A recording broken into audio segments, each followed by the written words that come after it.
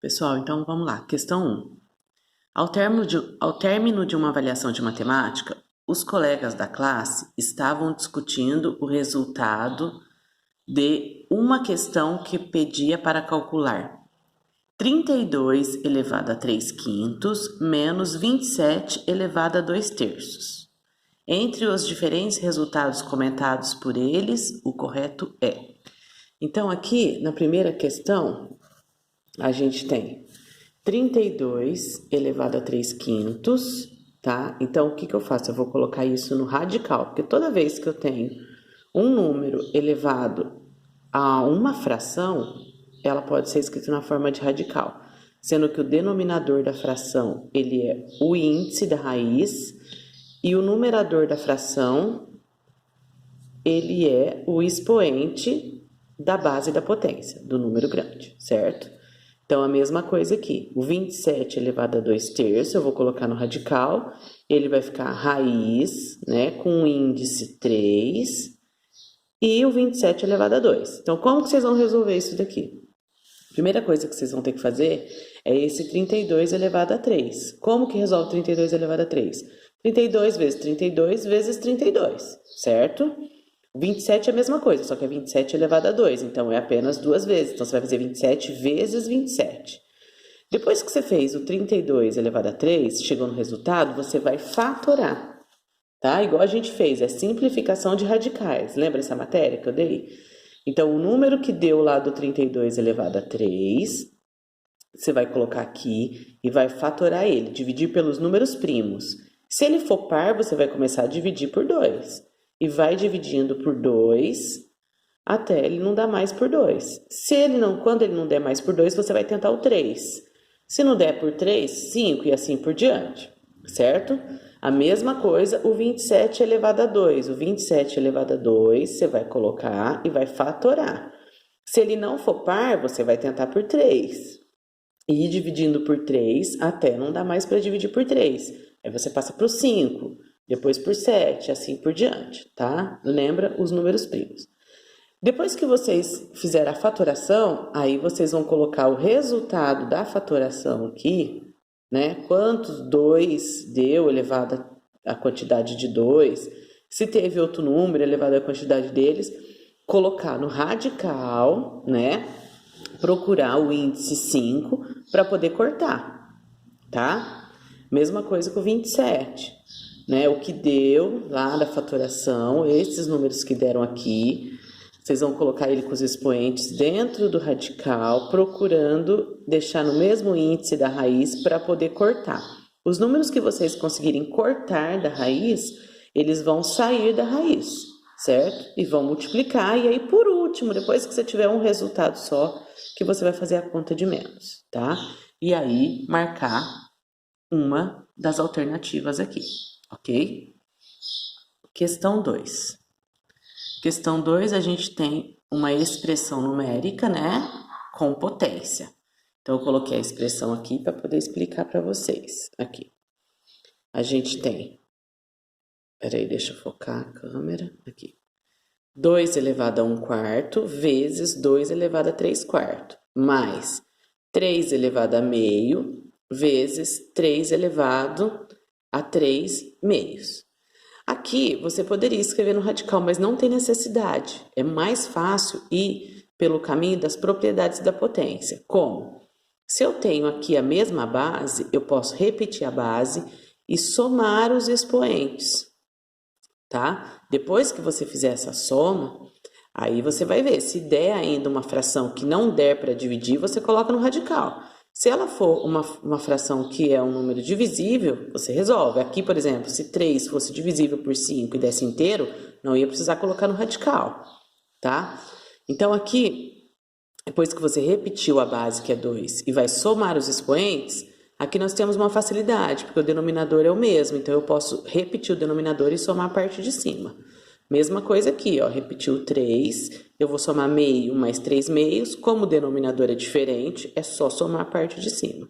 Depois você faz a divisão da fração, resolve a potência e faz a conta de mais, certo?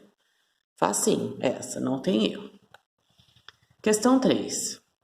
Questão 3 praticamente não tem conta, tá? É apenas uma análise de gráfico de acordo com o contexto da questão. Então vamos ler a questão. Uma indústria química, para produzir um determinado composto, tem um custo fixo de R$ 500, tá? Então R$ 500 é fixo, independente de quanto ela vai produzir o composto, certo? Mais R$ 2 por litro fabricado. Então, além dos R$ 500 que é fixo, cada litro do composto que ela for fabricar, ela vai ter mais um custo de R$ 2 por litro, tá? Então, o custo total de produção é dado pela função custo do X, né, que deve ser o litro, o X é o litro, é igual a 500 mais 2 vezes X, onde Cx é o custo em reais e X é a quantidade em litros do composto, é o que eu tinha falado. O gráfico que melhor representa o custo Cx em relação à quantidade de litros do composto é... Então, nós vamos analisar os gráficos, tá? Aqui eu tenho um gráfico no eixo Y, que é o vertical, de custo, e no eixo X de litros, certo? Então, esse gráfico aqui, por exemplo, a linha verde como que é a palavra, gente? É o desenvolvimento do custo, é quanto o custo foi se desenvolvendo, certo?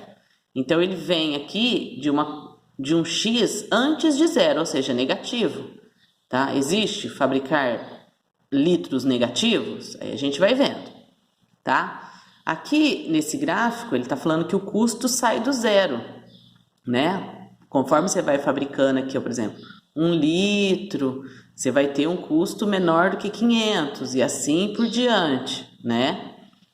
Aqui ele já está falando que o custo zero, né? Quando você ainda não fabricou, já tem R$ 500 de custo, né? Mesmo que você não fabricou nenhum litro ainda, você já começa com R$ 500 de custo, certo?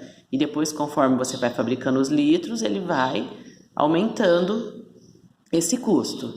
E aqui ele está dizendo que o custo inicial é 200, né? Que você já começa com um custo de 200 e depois, conforme você vai fabricando, vai aumentando. Então, qual que é o gráfico, né? Lembrando que aqui no problema ele está dizendo que eu tenho um custo fixo e inicial de 500, ou seja, eu já começo com R$ 500, independente de quantos litros eu for fabricar do composto, né?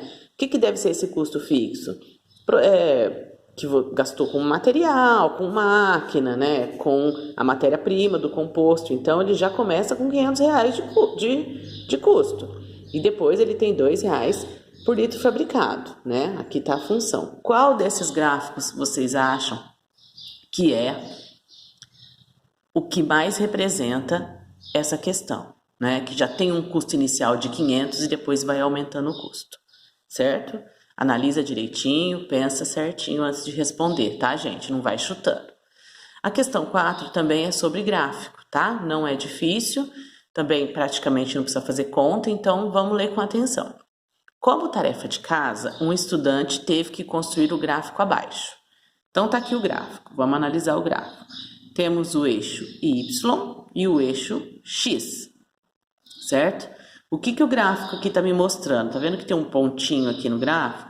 Então, ele está querendo dizer que se você descer em linha reta aqui para o eixo X, quando o X é 1, o Y, se você vir em linha reta aqui, ó, o Y é 2.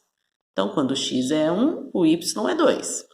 Aí tem outro pontinho aqui no gráfico, a gente vai analisar. Descendo em linha reta, a gente tem ele no X2. Então, quer dizer que quando o X é 2, o Y vemos em linha reta projetando no eixo do Y, é 4, tá? Então, quando o X é 1, o Y é 2. Quando o X é 2, o Y é 4. Temos também outro pontinho aqui no eixo negativo. Quando o X é menos 1, o Y é menos 2. Também temos que o eixo corta aqui, o gráfico, né, corta aqui o encontro dos dois eixos, ou seja, quando o X é 0, o Y também é 0, tá? Aí ele quer saber qual é a função a que esse gráfico corresponde. Então, aqui nós temos uns exemplos, né? Y é igual a menos 2 vezes o X, Y é igual a menos X, y é igual a x ou y é igual a 2x. Então, o que a gente vê? O número, ele sofre uma alteração de valor. De 1, ele passou para 2, né? Qual foi a conta que foi feita? De 2, ele passou para 4, né? Ele foi multiplicado por um número. Qual número? Ele muda o sinal, né? De 1, ele passou para 2 negativo ou é 2 positivo? Então, ele teve troca de sinal. De menos 1, ó, ele foi para menos 2. Ele teve troca de sinal? Então, se ele não teve troca de sinal, a gente já sabe qual que é o sinal que corresponde aqui da função, né? Existe um sinal que troca o sinal, né, dos números. Qual é esse sinal? Como aqui não teve troca de sinal, então podemos já entender que não tem esse sinal que troca o número, certo? Tá aí a dica, pessoal. Boa sorte. Amanhã eu mando o restante amanhã eu mando mais 4 questões da avaliação pra gente fazer. Tá bom? Qualquer dúvida, chama no particular.